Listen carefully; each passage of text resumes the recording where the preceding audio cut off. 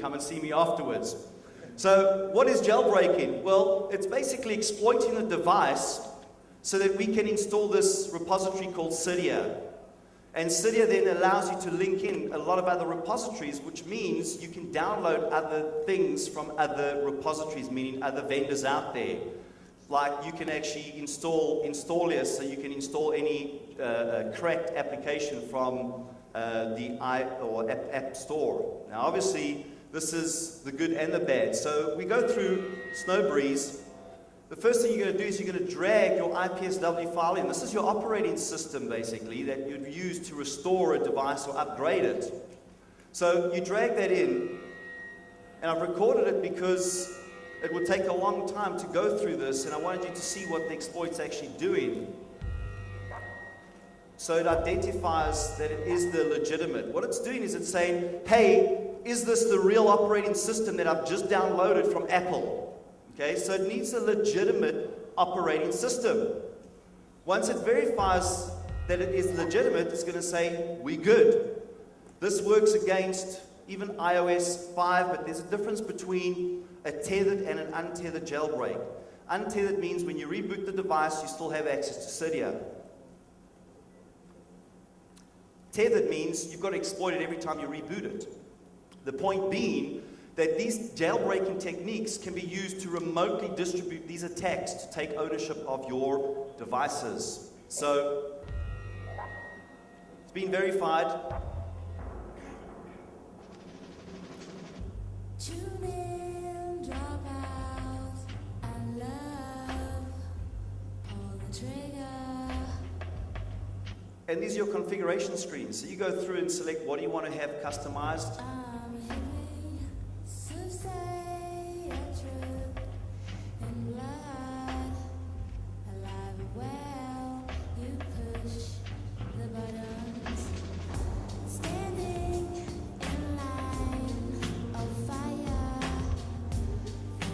And if you don't get to the build screen and actually click on that, it's going to carry on going in a loop.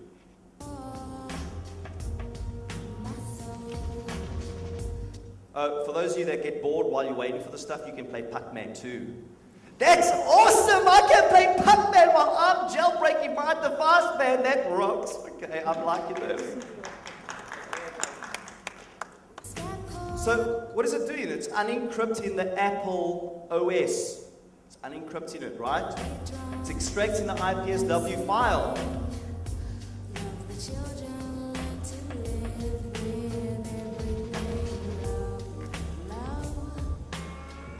Oh, whoa, now it's decrypting the root file system?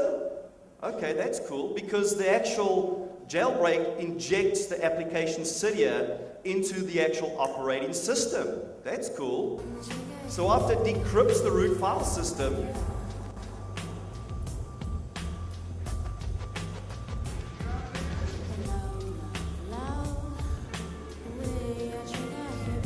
it installs Cydia. So you're repackaging the Apple operating system.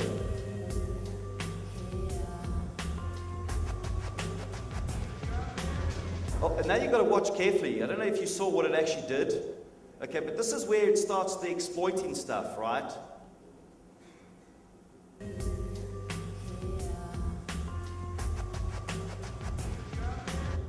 So it's patching the device for you as well. So you can also harden it, of course. Adding custom options. Adding the sexy kernel exploit. That's what it said if you missed that. So, meaning it's exploiting the device. This can obviously be done remotely as well. Stashing it.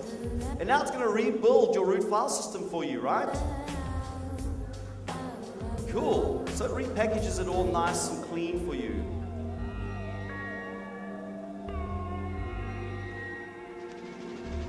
Oh, it's decrypting the RAM disk, so there you go again. It's completely bypassing all of this very expensive Apple. Steve Jobs is my hero, so don't get me wrong, I'm not trying to point out that I don't like Apple. I'm an Apple guy, I love Apple first of all. They did stop sponsoring me last year, but I mean, that's a different topic, right?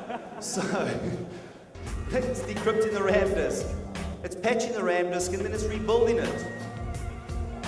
And now it's creating your IPSW file for you.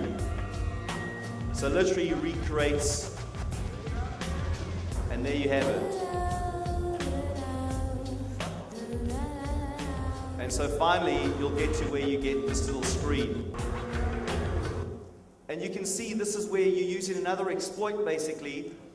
When you place your device into device firmware update or DFU mode, that's where you would normally update your device manually, or if you have problems where it's actually frozen, okay? So you've got these nice little pictures with these free tools out there that tell you exactly what to push and what sequence.